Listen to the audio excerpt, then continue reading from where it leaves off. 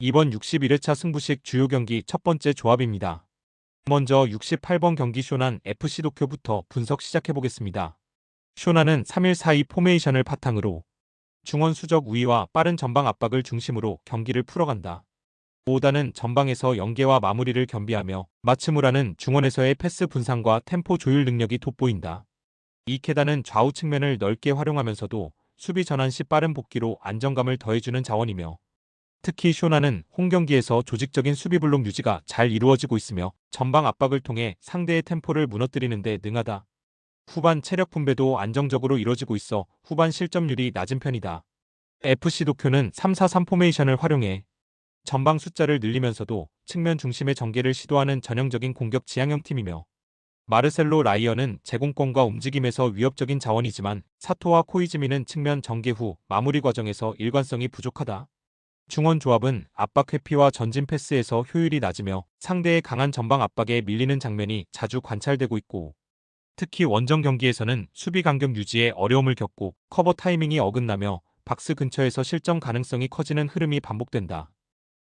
쇼나는 전술적인 압박 집중력과 수비 블록 운영이 안정적이며 FC 도쿄는 중원 대응력과 수비 간격 유지에서 반복적인 구조적 약점을 노출하고 있고 이번 경기는 수비 안정성과 후반 대응 측면에서 쇼난이 주도권을 가져갈 가능성이 높다. 두 번째 72번 니가타 도쿄베르디 분석 시작해보겠습니다. 알비렉스 니가타는 4-4-2 포메이션을 기반으로 안정적인 수비 운영과 짧은 패스 전개를 지향하는 팀이며 하세가와는 전방에서 침투보다는 볼 지키기에 집중하며 오쿠무라는 측면 돌파와 컷백 전개에 주력하고 있고 아라이는 중원에서 연계 역할을 맡고 있으나 압박 저항력이 낮아 전개가 자주 끊기는 모습이 반복되고 있다. 특히 수비라인과 미드필드 간 간격이 벌어지는 문제가 자주 나타나며 상대 역습 상황에서 중앙 뒷공간이 자주 노출되고 있다. 공격 전개가 단조롭고 후반으로 갈수록 전환 속도가 떨어져 실점 위험 구간이 늘어나는 흐름을 보인다. 도쿄베르디는 3-4-3 포메이션을 활용하여 강한 압박과 넓은 측면 활용을 바탕으로 한 다이내믹한 운영이 특징이며 소메노는 최전방에서 빠른 침투와 마무리 능력을 바탕으로 결정적인 찬스를 자주 만들어내며 후쿠다는 중원에서의 압박과 탈압박 능력이 탁월하다. 모리타는 좌우를 넘나들며 유연한 패스와 공간 활용으로 공격 전개의 흐름을 조율하고 있고 수비 라인은 300이지만 미드필더의 커버 범위가 넓고 측면 전개 후 크로스의 정확도도 안정적인 흐름을 유지 중이다. 전체적으로 중원 장악력과 전개 템포 유지에 있어 니가타보다 우위를 점할 수 있는 전술적 강점을 지닌다. 알비렉스 니가타는 수비 조직과 중원 연계 모두에서 흔들리는 장면이 자주 나타나고 있으며 도쿄베르디는 전환 타이밍과 압박 유지 능력에서 안정된 구조를 유지하고 있고 전체적인 경기 흐름은 도쿄베르디의 템포 중심으로 흘러갈 가능성이 높다. 세 번째 76번 교토상가 세레소 오사카 분석 시작해보겠습니다.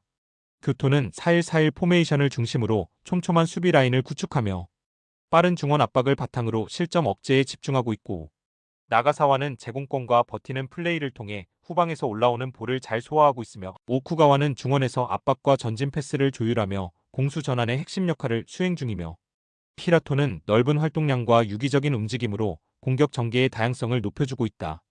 홈 경기에서는 수비 간격 유지와 조직적 움직임이 돋보이며 후반 실점률도 낮은 안정적인 흐름을 보이고 있다. 세레소는 3-4-3 포메이션을 바탕으로 다양한 침투 전개를 시도하지만 중원 압박 회피에서 일관성이 부족하고 라파엘 라타오는 박스 근처에서 위협적인 움직임을 보이지만 루카스 페르난데스와 카가와 신지의 경기 영향력이 일정하지 않다. 특히 수비진은 미드필더와의 간격 조절에서 반복적인 미스를 보이며 역습 시 뒷공간 노출이 자주 발생한다. 최근 경기에서도 측면 공간 활용은 좋지만 마무리 결정력에서 일관성이 떨어지며 전개가 반복적으로 끊기는 흐름이다. 후반 체력 운영과 실점 억제 능력에서 흔들리는 모습이 잦아 원정에서 안정감을 유지하지 못하고 있다. 교토는 조직적인 수비 운영과 중원 압박 흐름으로 안정적인 경기 운영이 가능하며 세레소는 공격 전개와 수비 간격 유지 모두에서 반복적으로 약점을 노출하고 있고 경기 전체 흐름은 교토가 가져갈 가능성이 높다. 61회차 승부식 1조합 최종 조합이며 참고해 주시길 바랍니다. 61회차 승부식 주요 경기 두 번째 조합입니다. 먼저 82번 경기 도야마, 후쿠오카 분석 시작해보겠습니다. 도야마는 4-4-2 포메이션을 기반으로 수비 블록을 촘촘히 유지하면서 역습 전개를 노리는 전략을 구사한다. 후루카와는 전방에서 제공권 경쟁과 마무리를 동시에 수행하며 마스오카는 중원에서의 커버와 패스 전개의 중심이 된다.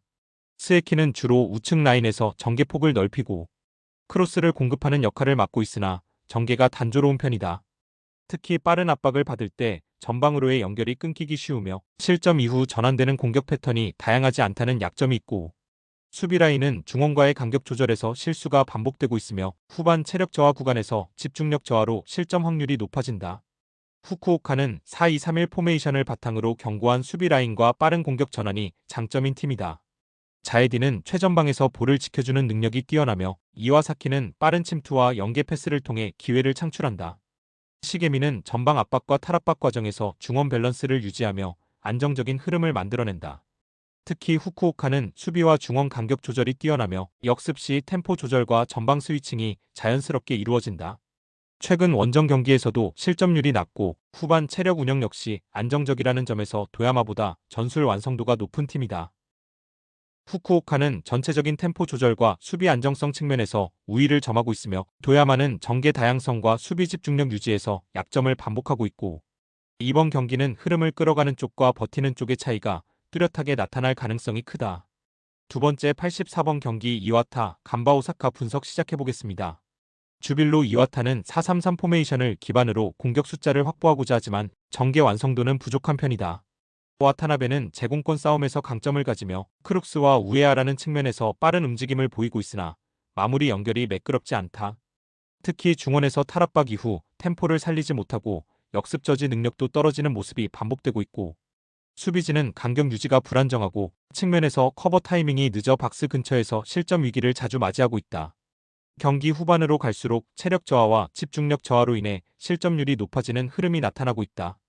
간바 오사카는 4-2-3-1 포메이션을 바탕으로 중원 장악과 날카로운 침투를 무기로 활용한다. 툰맷은 중앙에서 수비 조율과 공격 전개의 중심축 역할을 하며 주앙 알라노는 탈압박 이후 공격 템포를 살리는 데 능하다. 우사미 다카시는 이선 침투와 공간 활용에 뛰어나며 측면과 중앙 모두에서 창의적인 움직임을 만들어낸다. 전체적으로 전환 속도가 빠르고 이선과의 간격 유지가 잘 되어 있어 상대 수비를 효과적으로 흔들 수 있다. 특히 후반에도 압박의 강도가 유지되며 세트피스 상황에서의 집중력 또한 좋은 흐름을 유지하고 있다.